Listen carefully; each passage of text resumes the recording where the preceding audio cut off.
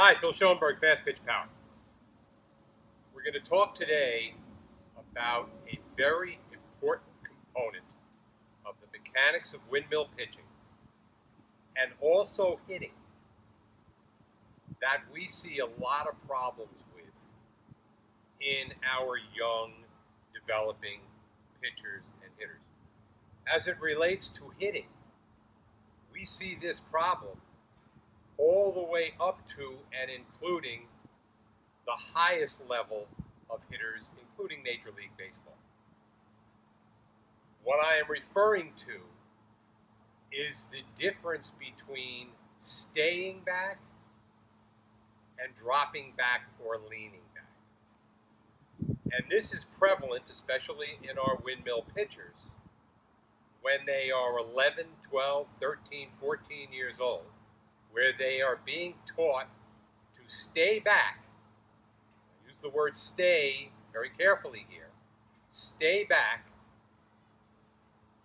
in order to maximize speed and command in the strike zone. For a hitter, it's in order to maximize their ability to drive the ball consistently with maximum power. So it's the same thing.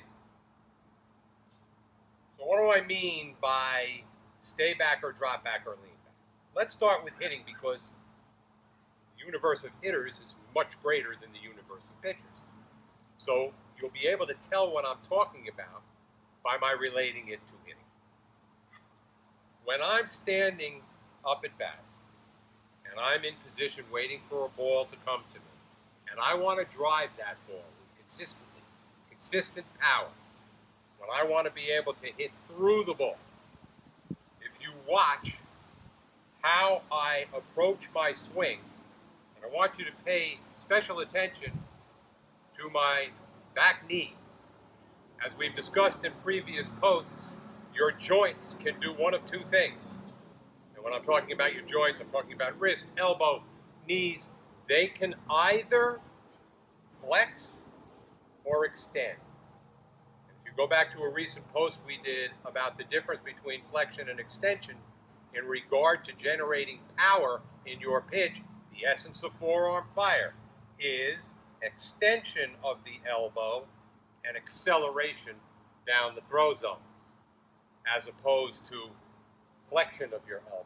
Much greater power with extension. Same thing in throwing overhand. Elbow extension. Knee can either flex or extend. So I want to pay attention, especially to my back knee. When I hit a ball with maximum power and consistency, I'm doing something that we call posting up to the front side. We have a wall of resistance here. It's imaginary. I want to be able to consistently get up to that wall of resistance, but not through it. Up to it, but not through it. So, here I am. Pitch is coming. Here's my wall of resistance. Watch this knee. As I go to make contact, that knee is going to extend, and it is going to push my front side up to my wall of resistance, to it, not through it, and it's going to enable me to keep my vertical stacking and my balance, and I am basically going to be keeping my bat head on the plane of the ball for a longer period of time and allowing myself to explode up to the front side, but not through it. Conversely, and by the way, that holds true for a golf swing, a professional golfer hitting a drive, they are going to post up to that front side. They're going to get up to it and not through it. Look at my back leg. Look at my knee. Here's where we run into trouble as a hitter. I'm coming here, and I've been taught from a very young age, I need to stay back, but I don't want to lean back or collapse back. And it can be very subtle and difficult to see, difficult to feel, and difficult to correct, especially if I'm doing it over and over again. So here I am now. Here's what I want to do. Extend that back leg, get to my front side, up to my wall of resistance, not through it. And now here's where my problem begins. Watch this knee. Flexion. I'm moving away from my wall of resistance. I'm creating a a path of my bat on an angle upward. So now I'm either going to pop the ball up or I'm going to top it. I'm going to hit a weak ground ball. If I want to cover a drop curve, or in the case of Major League Baseball, a slider, and I'm back here, flexion, I am dropping on my backside, I can't get to that ball without breaking my mechanics down completely.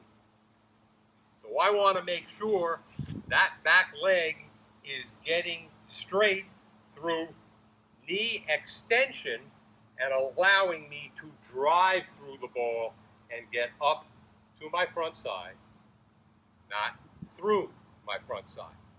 How does this relate to pitching? Go back to the pitching rubber. And again, we're talking about a young athlete here as it relates to windmill pitching. Could be 11, 12, 13, 14 years old. When you need to develop the ability to stay back, not lean back or collapse back, there's only really one way to do that effectively, and that's with the development of core and trunk strength. Most 11, 12, 13, 14-year-olds that I know and that we see do not have that development yet. We don't even recommend that our girls hit the gym until they're probably about between 13 and 14 years old. So if you need to develop core and trunk strength, and you're not out like when I was a kid, climbing trees, jumping over fences, doing all the things that create a well-rounded athlete, well, the likelihood that you're going to have the ability to come exploding forward off of that pitching rubber, forward, and have the core strength to keep you back behind your wall of resistance is very slim. So you need to be aware of it. And here's what it looks like. As I come off the pitching rubber and I reach and track, here I am with good solid core strength. Look at that back knee. Now I've landed in perfectly balanced power K position. That back knee is extended. I am up at my wall of resistance. I fire and I drive through right at that wall. My problem comes when I come exploding off that pitching rubber, and because I don't have the core strength. I haven't developed it yet, or whatever reason, or habitually. I'm an older pitcher, and habitually, when I was younger, I'm dropping back, and I consider this staying back. When I do this and I drive through, my wall of resistance is now, it's still here, but I am now leaning behind it. I am reducing power and command in the strike zone. My launch angle of my hand is going to follow my shoulder angle, and that's going to be upward. So in order for me to keep that ball where I want, I'm going to have to do something. I'm going to have to make some kind of adjustment for the tension that's in my body, because I just collapsed on my backside, and because of the angle of my shoulders. In order for me now to command the strike zone, I'm going to have to slow down. I am not going to be able to maximize power and command unless I am in this perfectly balanced athletic position that we call power K. Vertically stacked, eyebrows, shoulders, hips, knees, and ankles, parallel to the ground right on top of each other. Here I am. Here's my wall of resistance. I'm getting straight to it. As a hitter, I'm here. I go to hit that ball. I post up on the backside just like I did when I was pitching. I'm not driving through, though. And I'm getting to that front side wall of resistance and accelerating through my hit.